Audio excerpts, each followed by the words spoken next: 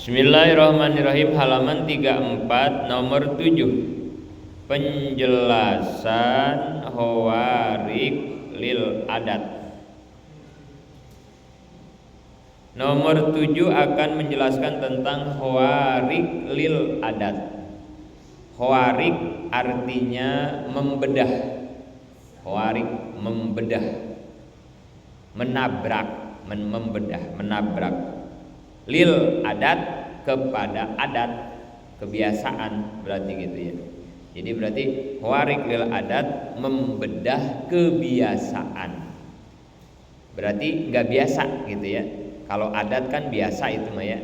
Nah kalau hawarik lil adat mah berarti sesuatu yang tidak biasa. Disebutnya sama kita luar biasa. Jadi kejadian itu ada kejadian yang biasa, ada kejadian yang luar biasa. Nah gitu ya. Kemarin kan kita sudah ngebahas ya, sudah membahas sedikit-sedikit tentang masalah adat kemarin itu ya. Kita sedang membahas kemarin itu ada bahasan tentang masalah adat. Adat itu apa? Kebiasaan. Biasanya orang kalau dibacok luka. Biasanya gitu ya. Biasanya orang kalau dibakar angus. Biasanya orang kalau makan kenyang. Kalau berobat sembuh. Kalau ngaji biasanya. Itu kan kejadian adat berarti kan begitu ya.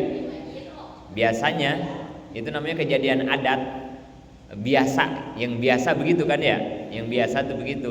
Nah, ada lagi kejadian hawarikul lil adat yang tidak biasa. Kejadian yang tidak biasa atau luar biasa. Orang kalau dibacok terluka biasa. Tapi kalau orang dibacok kebal, nah berarti kan luar biasa ya. Orang kalau dibakar angus biasa. Tapi kalau dibakar nggak angus luar biasa. Nah, kira-kira ibu-ibu pengen jadi orang yang biasa apa yang luar biasa? Hah? Pengen jadi orang biasa apa yang luar biasa? Luar biasa ya. Yang luar biasa ya. Yang biasa, kejadian biasa itu kalau ngaji gimana? Pinter ngerti, kalau biasa itu biasa begitu ya. Orang ngaji pinter biasa ya. Kalau ibu-ibu milih luar biasa,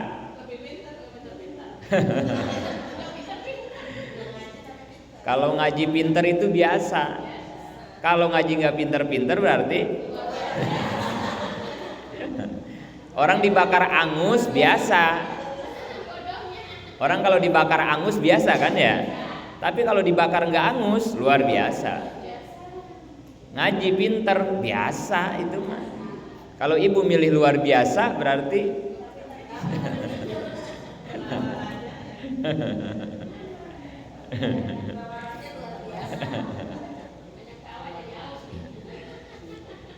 jadi kita pengennya mah jadi orang yang luar biasa, nggak mau jadi orang yang biasa-biasa ya.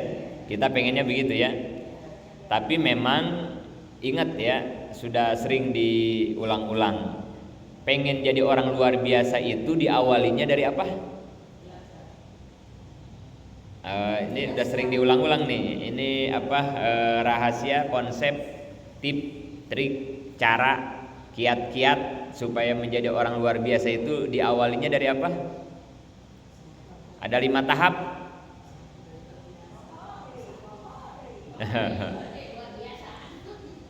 Enggak langsung ujug-ujug luar biasa ya. Ada 4 tahap dulu kan ya. Ada 4 tahap dulu yang harus kita jalani, baru nanti bisa jadi orang yang luar biasa ya. Memang kita pengennya jadi orang luar biasa, tapi kan itu ada tahapannya itu ya. Pasti poho kan ya. Kahiji pertama, kalau pengen luar biasa itu ya, pertama kita harus dipaksa. Ya. Pertama kudu dipaksa. Kedua, setelah dipaksa terpaksa. Gitu ya. Setelah dipaksa, yang kedua jadi terpaksa.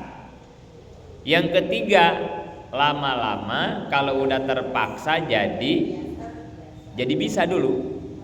Bisa. Kalau udah terpaksa lama-lama jadi bisa. Jadi bisa dulu ya. Yang ketiga tuh bisa. Udah bisa lama-lama baru terbiasa. Keempat terbiasa. Baru udah terbiasa lama-lama, yang kelima baru luar biasa. Nah, itu kan ya. Tahapannya kan itu.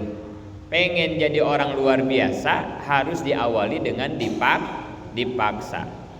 Nanti jadi terpaksa, lama-lama jadi bisa, kemudian terbiasa, baru luar biasa. Itu dalam semua amal begitu ya. Dalam semua kegiatan begitu kita. Ini sekarang kita ngaji, tahapannya di tahapan nomor berapa kita ngaji sekarang? Dipaksa, terpaksa, bisa, terbiasa apa luar biasa? Hah?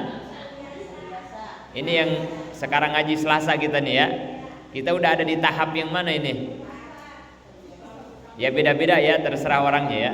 Beda-beda ya.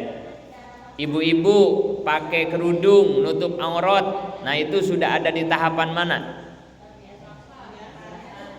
Ibu-ibu ya, pakai kerudung kan, nutup aurat, nutup rambut. Nah, itu apakah dipaksa, terpaksa, bisa, terbiasa apa udah luar biasa?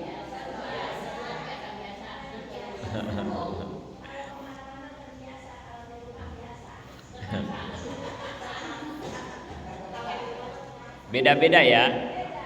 Pertama dipaksa, berarti kalau dipaksa gimana? Dipaksa begitu kan ya. Anak kita nggak mau sholat, dipaksa sama kita ya. Sholat, kan harus begitu dulu awalnya ya. Paksa anak kita sholat, dipaksanya pakai apa? Pakai omelan, pakai sabetan, pakai nyuruh, apa aja lah caranya mah ya.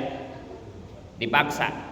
Nanti anak kita kalau udah dipaksa gitu jadi sholat, tapi sholatnya dalam keadaan nggak apa-apa, biarin. Terpaksa juga nggak apa-apa.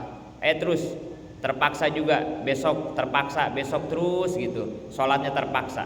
Nanti lama-lama dia bakal jadi bisa. Bisa dulu. Jadi bisa. Kalau bisa dipaksa nggak? Kalau udah bisa sholat dipaksa nggak? Anak saya mau udah bisa sholat, berarti udah disuruh nggak? Udah nggak disuruh itu. Dia udah bisa sholat sendiri, bangun sendiri, sholat sendiri, udah bisa namanya tuh. Tapi baru bisa. Nanti kalau lama-lama dia istiqomah, anak kita lama-lama jadi Nah, ini ibu-ibu ngaji udah bisa apa udah terbiasa di ngaji Selasa? Bedanya apa bisa sama terbiasa?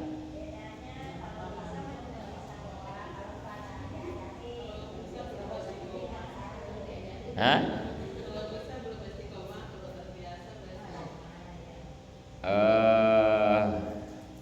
Boleh. Tapi maksudnya begini nih. Kalau bisa sholat, bisa ngaji. Kalau dia ninggalin masih santai. Kalau orang bisa mah begitu. Bisa sholat, bisa ngaji. Enggak ngaji Selasa itu santai aja.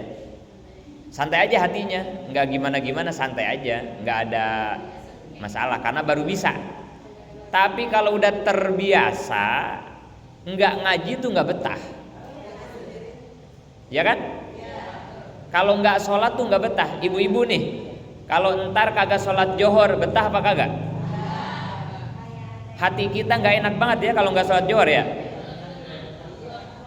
Belum tenang, belum jonjong, belum plong, pokoknya kayak gimana lah gitu ya. Itu berarti sholat johor kita bukan bisa, tapi sudah begitu ya bedanya ya. Kalau anak kita nggak sholat biasa aja, berarti baru bisa. Tapi kalau dia dengan nggak sholatnya nggak betah, nah ini berarti anak udah terbiasa. Kayak kita bawa HP, udah terbiasa itu ya. Kalau mau ngaji ketinggalan HP, udah.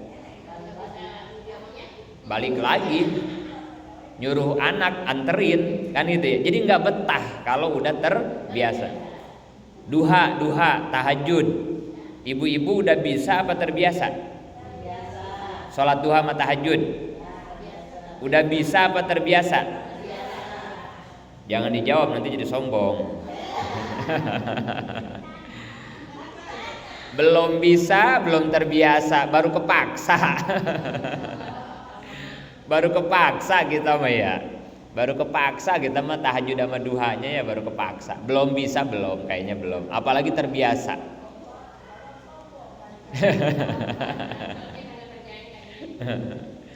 Senin Kemis bisa apa terbiasa? Belum. Belum Senin Kemis ya. Nah, nanti kalau udah terbiasa, nah lama-lama amal ibadah kita jadi luar. Kalau luar biasa bagaimana? Udah nggak dipaksa, udah nggak kepaksa. Kalau ditinggalin kagak betah, dilaksanakan juga penuh keikhlasan dan ketulusan. Nah itu orang luar biasa tuh begitu ya. Tapi kan harus ada 4 yang harus kita lewatinya ya. Ada 4 tahap.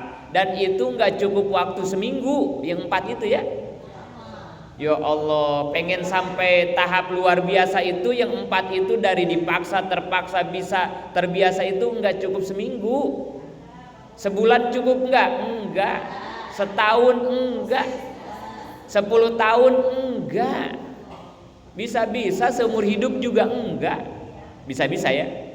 Tapi kalau misalnya seumur hidup kita tidak sampai ke tingkat luar biasa, apakah kita dosa? Tidak. Yang penting kita terus berproses, kita terus ikhtiar, kita terus istiqomah, konsisten sampai atau tidak ke level tingkat makom luar biasa, itu mah anugerah Allah, gitu ya. Cuman artinya jangan di mimpi-mimpi, dibayang-bayang dari sekarang, saya mulai besok biar sampai ke luar biasa 4 tahap itu saya lewati, kali aja sebulan saya bisa. Jangan ngimpi ya, jangan ngimpi sebulan gitu maksudnya. Ayo aja jalani prosesnya. Mau berapa tahun, mau berapa puluh tahun, terserah Allah ngasih anugerah luar biasa amal kepada kita gitu ya. Jadi lama prosesnya. Nah, khawariqul adat adalah kejadian luar biasa. Apa itu ini menurut tauhid ini mah ya? Kalau yang tadi mah bukan, yang tadi mah yang 5 itu mah ini trik kiat-kiat supaya menjadi orang luar biasa. Yang tadi mah, kalau ini mah khawariqul adatnya menurut tauhid, ini mah beda. Apa khawariqul adat menurut tauhid? A.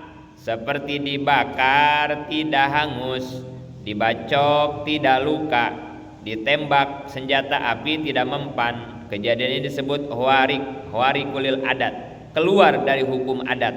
Kejadian ini mungkin saja terjadi karena adat boleh terjadi dan boleh tidak. Ingat kemarin nomor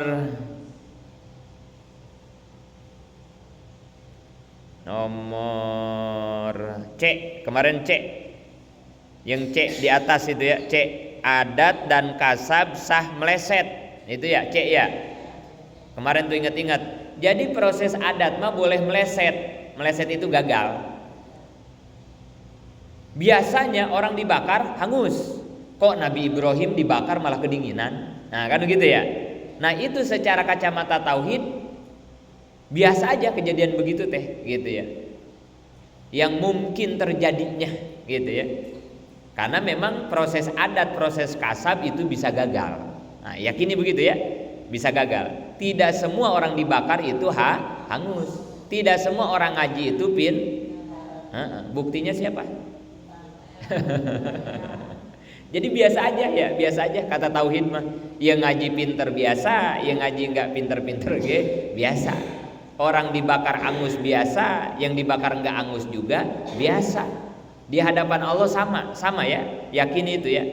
Nggak begini, Allah bikin orang dibakar hangus gampang, Allah bikin orang dibakar tidak angus rada susahan dikit. Nah enggak begitu Allah ya.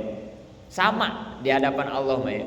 Mau yang dibakar angus atau dibakar tidak angus, di hadapan Allah sama-sama mudahnya, sama-sama cepatnya, sama-sama gampangnya. Allah bikin pintar orang yang ngaji gampang, Allah bikin nggak pintar-pintar orang yang ngaji gampang, sama aja buat Allah ya. Jangan dibedain. Berarti kita juga sama ya. Kalau ngelihat orang dibacok berdarah, biasa aja gitu ya. Atau tiba-tiba kita ngeliat orang dibacok nggak mempan, ya biasa aja. Jangan, wih hebat amat ya, kebal amat ya, jago amat ya, sakti amat ya. Jangan begitu ya. Orang yang bertauhid mah jangan begitu. Ngajak orang ngaji ikut biasa aja. Ngajak tetangga ngaji nggak ikut-ikut juga biasa aja. Nggak usah ngaget. Ngapa sih tetangga susah banget diajak ngajinya? Jangan begitu. Karena di hadapan Allah mah sama. Ngajak orang ikut ngaji gampang, ngajak orang nggak mau ikut ngaji juga gampang. Nah.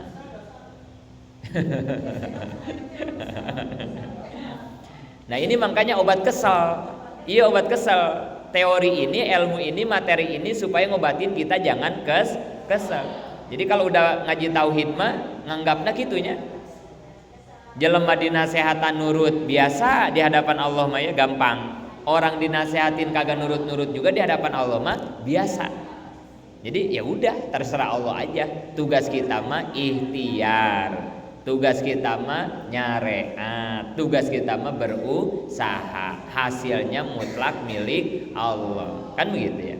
Dan di hadapan Allah kejadian adat atau warikul adat sama saja, tidak ada bedanya.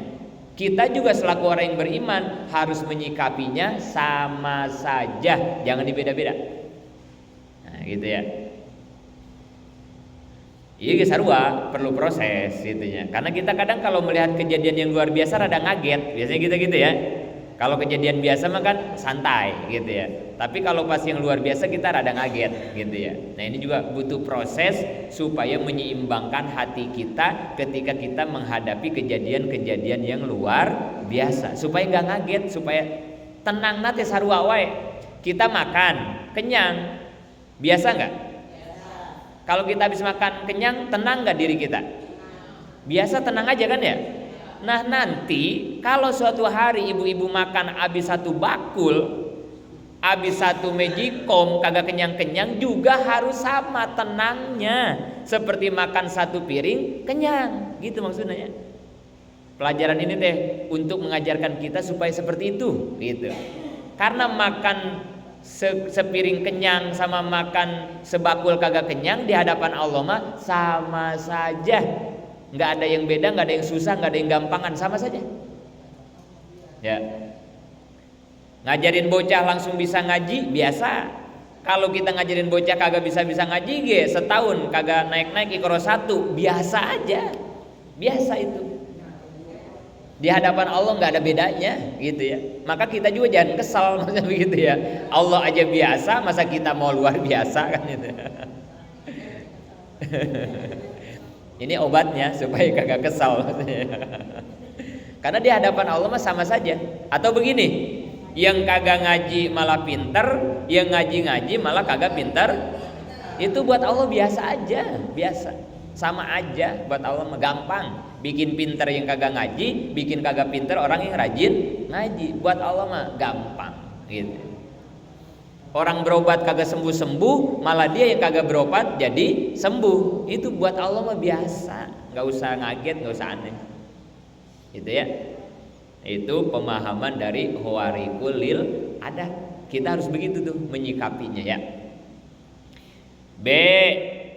Segala sesuatu yang terjadi di dunia ini, baik menepati adat atau di luar adat, adalah mungkin. Nah ini pelajarannya. Jadi kejadian adat atau kejadian Hawarikul adat di hadapan Allah mah mungkin. Mungkin itu apa? Mau dikerjakan boleh, sama Allah ditinggalkan juga boleh, nggak ada bedanya gitu. Mungkin deh. Yang dibakar angus terserah Allah, yang dibakar kagak angus juga terserah Allah, karena dua-duanya barang mungkin.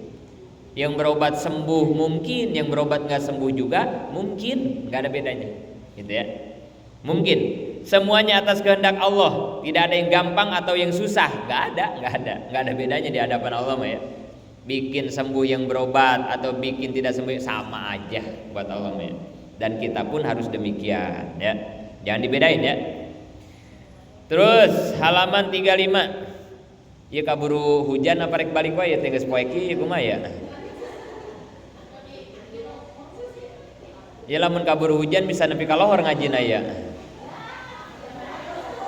Ya, kaburu hujan guys. Berarti cek malaikat ulah eureun ngajina berarti emanya.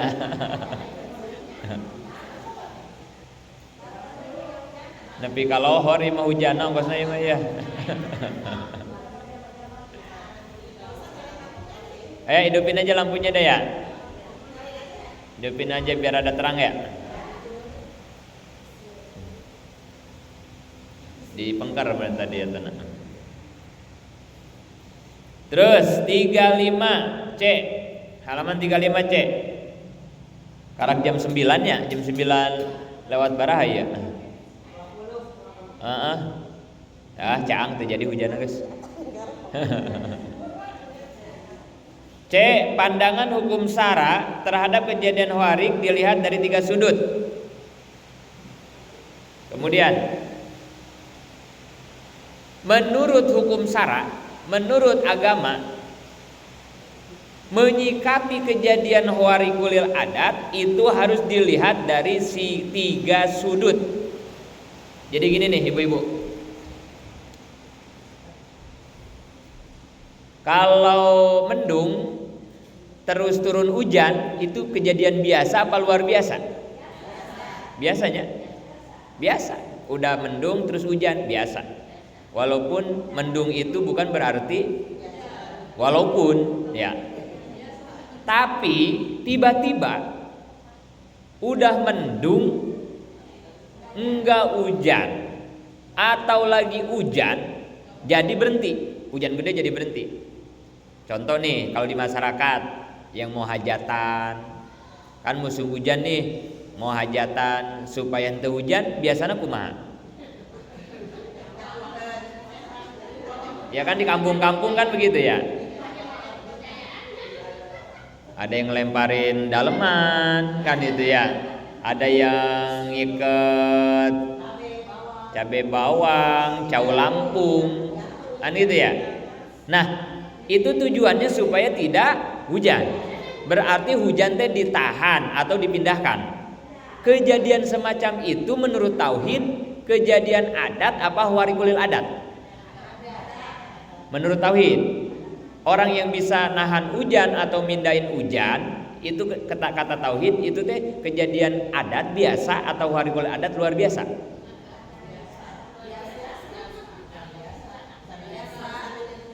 Luar biasa ya. Masa hujan bisa ditahan? Masa hujan bisa dipindahin?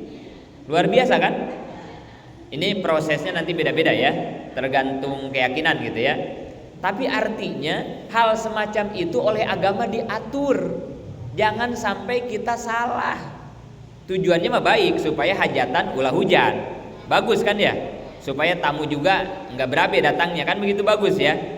Tapi kan dalam agama ingat nih, ada 2 hal yang harus kita perhatikan dalam agama itu ya. Tidak cukup tujuannya baik, agama tuh begitu. Tapi caranya pun harus baik. Nah ini perhatiin nih agama, ada hitob taklif, ada hitob wado. Dalam agama tuh begitu. Ada hitob taklif, ada hitob wado. Hitob taklif mah tugas pokok, kalau hitob wado mah tata cara pelaksanaannya. Ini dua-duanya harus benar menurut agama. Contoh gini, suami kewajibannya memberi nafkah kepada keluarga ya.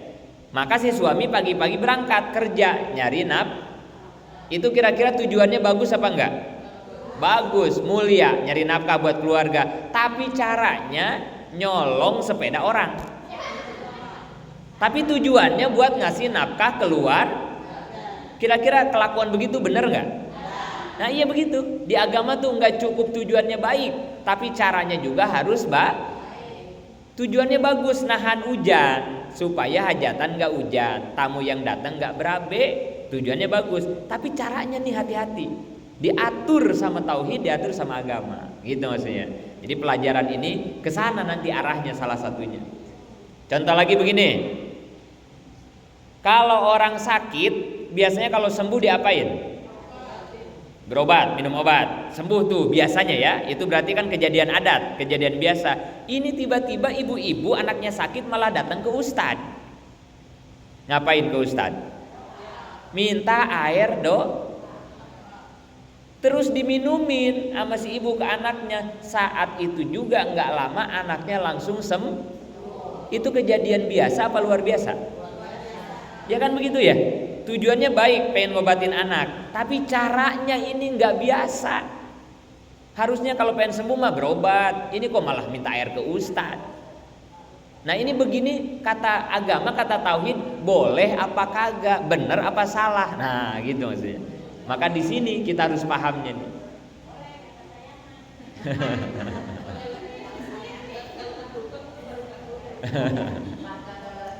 Nah, maka secara ilmu tauhid, cara menyikapi, cara menentukan kejadian luar biasa, kejadian warikulil adat ya, kejadian luar biasa itu halal atau haram, cara nyikapinya dengan 3 faktor. Di situ ya disebutkan ya, dengan 3 sudut, ya. Jadi ini kejadian luar biasa halal apa haram nih kata agama. Ini warikulil adatnya halal atau haram nih kata tauhid. Maka cara melihatnya, cara memandangnya dari 3 sudut. Perhatikan 3 sudutnya, pahami 3 sudutnya, 3 faktornya. Nah ini nih yang harus paham ini ya kita ya. Perhatiin nih supaya jangan salah lagi kita. Mana yang 3? 1, dilihat dari pelakunya. Pelaku yang membuat kejadian luar biasa itu siapa gitu ya. Pelaku yang menimbulkan warikulil adatnya itu siapa? Kita harus lihat dulu pelakunya ya. Mana pelaku? Kalau pelakunya calon nabi nih, belum jadi nabi baru calon ya, maka kejadian tadi disebut irhas. Disebutnya apa? Irhas, simpanan yang baik dari Allah atau untuk menjadi pondasi kenabian. Irhas. Contoh, Kangjeng Nabi Muhammad ya, sebelum jadi nabi, kan jadi nabinya umur berapa Nabi Muhammad? 25 ya, diangkat jadi nabi umur 25. Kemudian diangkat jadi rasul umur berapa? 40 ya. Sebelum umur 25 banyak kejadian-kejadian warikulil adat Kangjeng Nabi. Banyak kejadian yang luar biasa dari Kangjeng Nabi. Apa salah satunya? Ketika Nabi disusui oleh Halimah As-Sa'diyah ya. Waktu kecil ya Kangjeng Nabi itu disusuinya oleh Halimah Sa'diyah. Halimah itu nama orangnya, Sa'diyah itu nama kampungnya. Jadi Halimah orang Sa'diyah. Kalau di Arab begitu ya, Halimah Sa'diyah atau Ibrahim Al-Iraqi, berarti Ibrahim orang Irak, begitu ya. Kalau Pokodim Al-Kemangi, berarti gitu ya. Pokodim orang Kemang gitu, bukan Kemangi yang lalap, bukan. Jadi kalau di Arab begitu ya. Siapa ini dari siapa? Dari Pokodim Al-Kemangi. Oh, Pokodim orang Kemang, berarti gitu ya. Atau orang kampung Raden berarti Aradeni, berarti gitu ya. Nah, jadi kalau di Arab begitu. Namanya Halimah, nama kampungnya Sa'diyah. Jadi Halimah Sa'diyah. Kampung Sa'diyah bukan Madiyah, bukan ya. Madiyah enggak hadir ya. Nah, Kampung Sa'diyah itu dulunya tandus. Dulunya tandus, pohonan enggak pada jadi, tandus namanya di Arab. Begitu Nabi ke sana, ke kampung itu disusui oleh Halimah, dibawakan ya. Tiba-tiba itu Kampung Sa'diyah menjadi subur. Pohon-pohon anggurnya subur, kambing-kambing asalnya kurus jadi pada gemuk. Nah ini barokah kejadian luar biasa dari calon nabi. Nabi masih kecil waktu itu ya, masih kecil. Tapi udah ada kejadian yang luar biasa. Namanya irhas. Hukumnya apa irhas? Halal. Boleh ya. Hukumnya halal. Irhas mah ya. Halal hukumnya, boleh itu mah ya. Itu yang pertama. Kedua, kalau kejadiannya warik itu kejadian luar biasanya dari Nabi atau Rasul, nah ini disebutnya mukjizat, untuk mengalahkan musuh-musuh Allah. Mukjizat,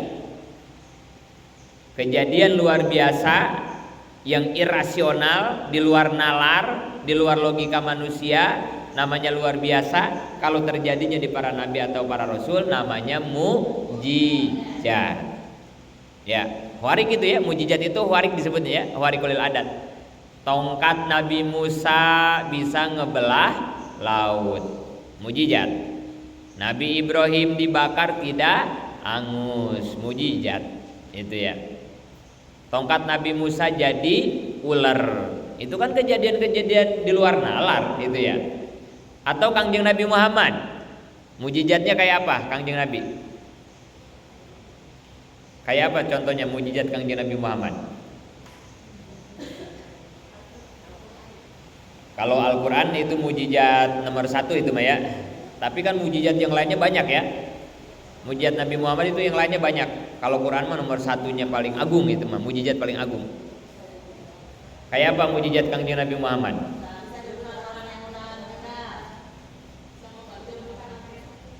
Sahabat ketika perang matanya kena panah, sama Nabi diusap langsung sembuh, langsung melek.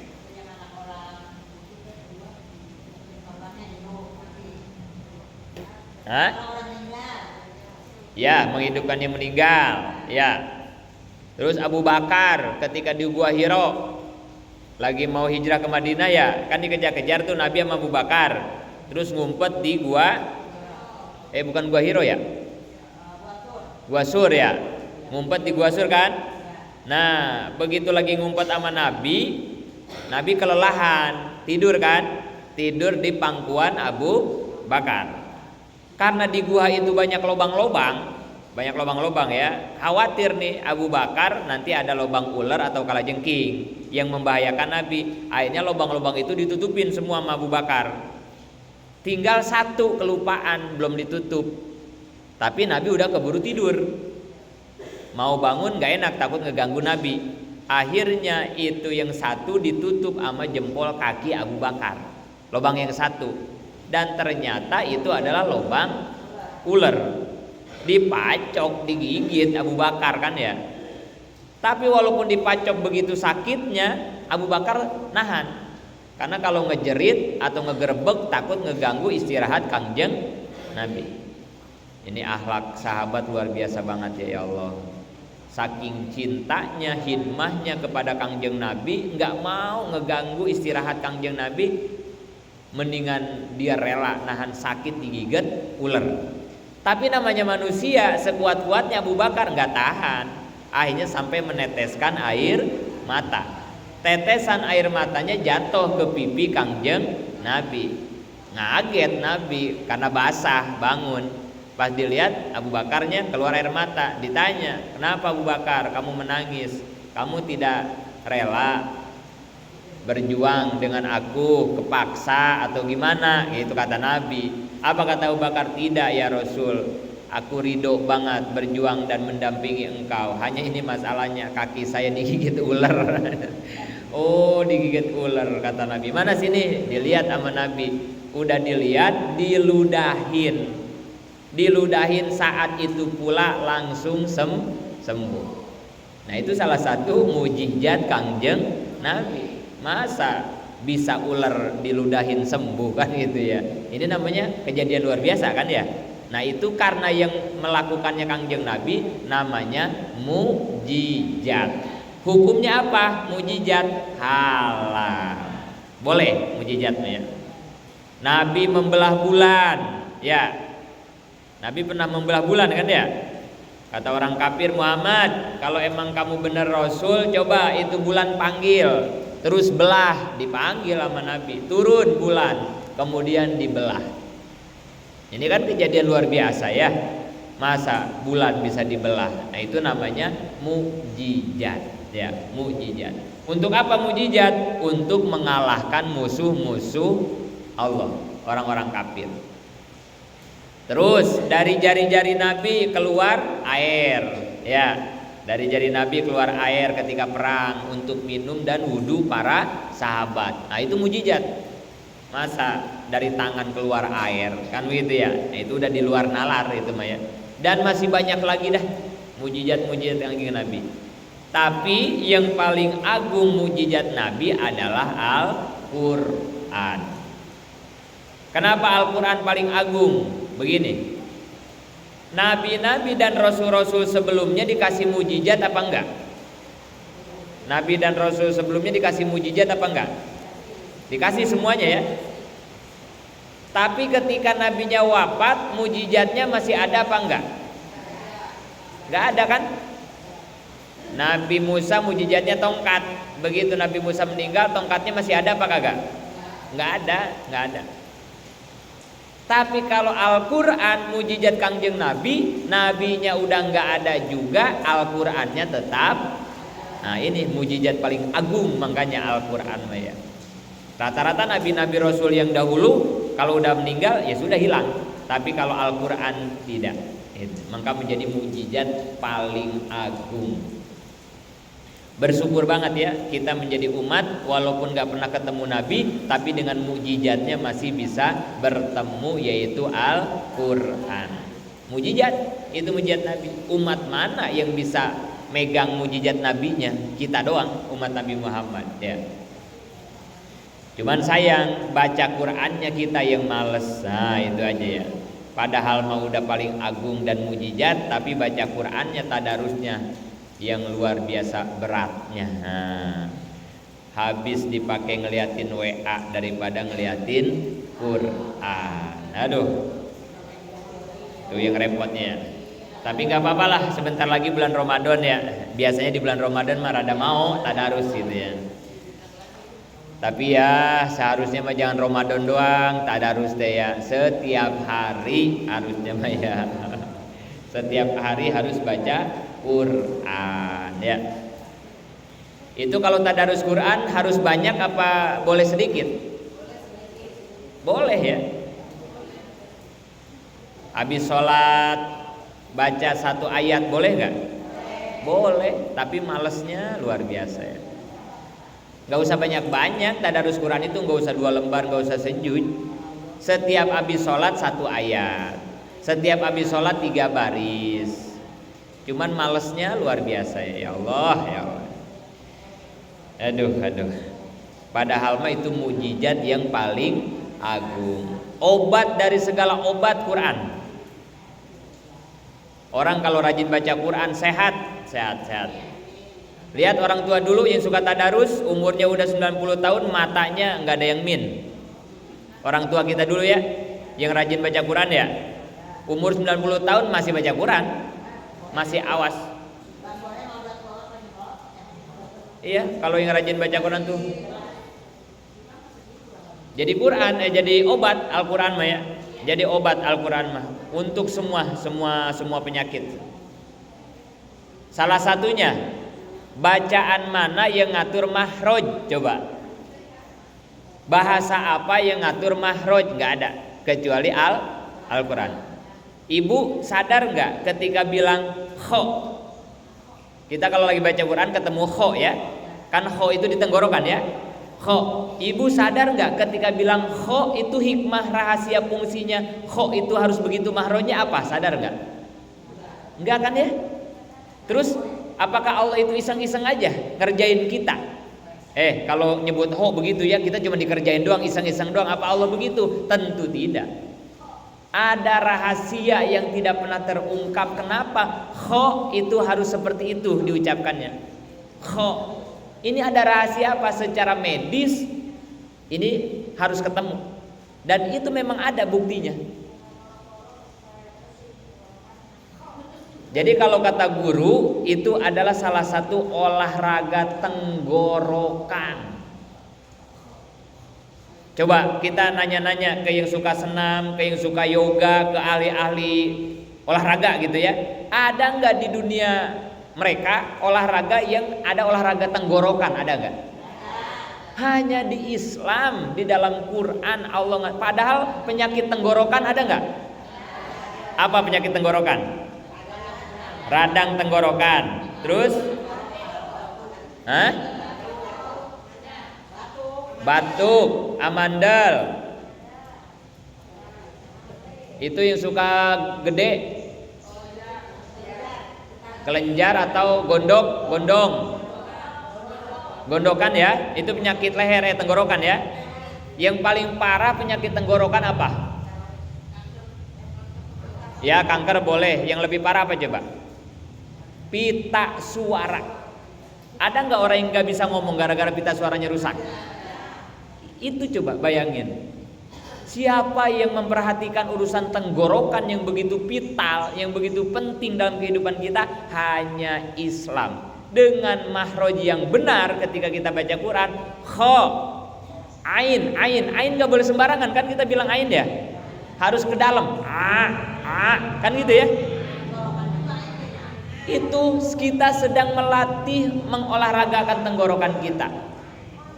Kemudian ha kecil. Ha kecil emang di mana? Di tenggorokan. Harus bersih. Kan gitu ya? Ha. Itu di mana bisa diperhatikan masa itu kalau bukan ketika baca Al-Qur'an. Ini mujizat luar biasa, obat dari segala obat Al-Qur'an, luar biasa. Yang penting bacanya benar ya.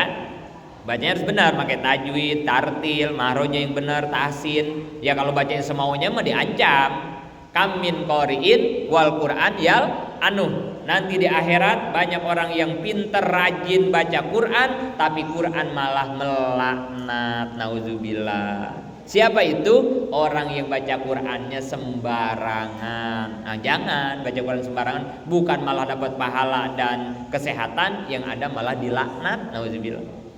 Makanya ibu-ibu ya dulu mah ya, Maindun, Abah Sohe. Belum lama tuh saya ngobrol sama Mang Mawi. Kemarin tuh hari Minggu. Ya Allah Mayajid, ingat banget 20 tahun uing ngaji rawi jeung ngaji Quran jeung Abah Soheh, kata dia begitu ya. Eta Abah Soheh mah aduh pasehat ngeunah pokoknya baca Quran, kata dia begitu tuh. Dan enggak ada belajar lain orang tua dulu tuh ya, enggak ada kitab tijan, enggak ada mereka mah ya. Ngaji Quran, ngaji rawi, teu loba. Tapi ilmunya teh berkah gitu ya, ilmunya teh berkah. Sifat 20 paling ya. Ya, sifat-sifat 20 gitu ya. Jadi artinya orang-orang tua dulu tuh ya kayak Maindun kan ngaji Quran gitu ya. Nah, ini sekarang kita udah mulai enggak ada ini ya kayak begini ya. Yang pengen ngaji Quran coba dah. Jarang sekarang kita ya. Pengajian majelis taklim yang ngaji Quran jarang ini kita ya. Padahal itu kan yang harusnya paling dulu kita belajar itu kan ya. Daripada datang ke majelis taklim terus yasinan, ya. Nih ibu-ibu kan kalau datang kan tahlil kita ya. Tahlil hukumnya apa? Yasinan hukumnya apa? Sunnah aja kan ya. Tapi kalau baca Quran bener hukumnya apa? Tahu, daripada yasinan tahlilan mendingan datang ngaji Quran, kan gitu ya. Siapa nih yang udah di sini bisa nih baca Quran, langsung aja satu-satu belajar sambil nunggu jamaah yang datang. Bakal lebih efektif itu sepertinya ya. Baca Quran. Sayat 2 ayat, sabaris 2 baris sampai bener mahrojnya ya, ya Allah.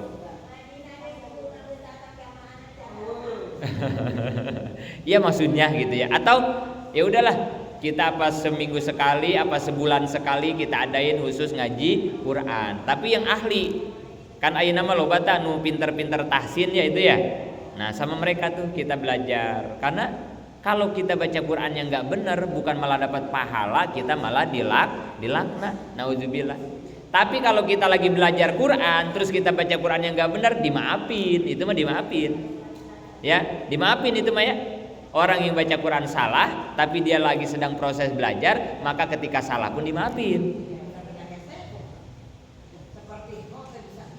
Nah, kan kembali lagi kepada ini kita, kata kunci kita, bisa teu bisa mah lain kawajiban mangga. Pokoknya kita belajar mahroj nih, seumur hidup kagak bisa-bisa, enggak ada urusan. Tapi kita harus mau belajar. Yang bahaya mah mahroj kagak bisa, ngajina embung. Nah, eta dikemplang eta di akhirat begitu ngaranna. Pokoknya bisa nggak bisa mah bukan urusan kita. Wahdaniyat bil af'al salab kamun fasil kemarin ya. Tidak ada yang mempunyai hasil kerja kecuali Allah. Tugas kita mah ikhtiar, beramal, usaha. Ulah pernah mikiran bisa mual. Jangan, karena bisanya mah nggak wajib. Nah, kadang masalah kita begitu, karena ngaji itu bisa-bisa eureun kan itunya. Padahal kemarin gimana? Kalau kita ngajakin orang ngaji nggak mau ngaji mulu, diajakin teh nggak mau wae, maka orang teh kudu berbahagia. Kan gitu kemarin kuncinya ya. Kalau kita ngajak tetangga ngaji nggak mau wae, dia nggak mau ikut ngaji mulu, harusnya alhamdulillah. Terima kasih tetanggaku.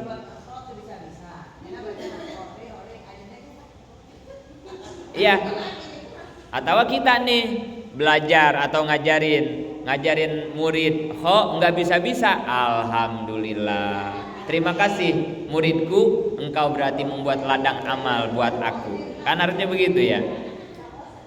Tapi kalau kita salah persepsi maka jadinya bosan, jadinya kan itu ya, padahal mah itu ladang amal. Dan yang tadi ngaji nu wajib bisa nama henteu wajib, ini buat guru sama buat murid nih berlaku ya. Jadi tugas guru ngajarkeun we Mang Yajid, pokoknya mah ngaji we, ngajar ibu-ibu burek ngarti rek henteu, masa bodoh pokoknya gitu ya. Nah, karena kewajiban kita ibu-ibu ge sama, waktunya ngaji aja, dengerin, tulis. Kalau bisa nggak bisanya mah dah jangan dipikirin. Kan gitu ya. Yang penting orang maksimal. Mang Yajid ngajarkeun nerangkeun lalaunan kan gitu ya. Ibu-ibu ge maksimal ngedengerin merhatiinnya, udah beres ngaji mah rek ngarti rek teu ngarti, rek inget rek poho urusan. Belajar tajwid juga sama, ayo bareng-bareng ibu-ibu. Ibu-ibu mau bisa mau kagak urusan. Nu penting mah orang belajar tajwid, belajar mahroj, belajar tahsin. Ulah sok pikiran bisa tuh bisa, ingat-ingat itu kata kunci itu mah ya, kata kunci itu mah. Karena yang wajib nama ngaji. Nah. Atau hak besar di mana coba? Mahroj hak besar di mana? Di dada. Coba bayangin kalau kita ngucapin hak, kesehatan apa yang bisa kita dapat ini kan? Paru-paru, jantung, apa nih di dada nih ya, banyak ya. Ya Allah, kapan itu dilatih? Nggak ada olahraga yang ngelatih dada, nggak ada, kecuali ketika kita baca kan begitu ya. Makanya sehat-sehat, orang yang baca Quran benar itu pasti sehat. Sod itu di mana? Ba, mim, wah banyak dah ya, banyak banget itu ya, mahroj yang berbeda-beda. Nah, makanya wajar ya, itu menjadi kesehatan untuk tubuh kita.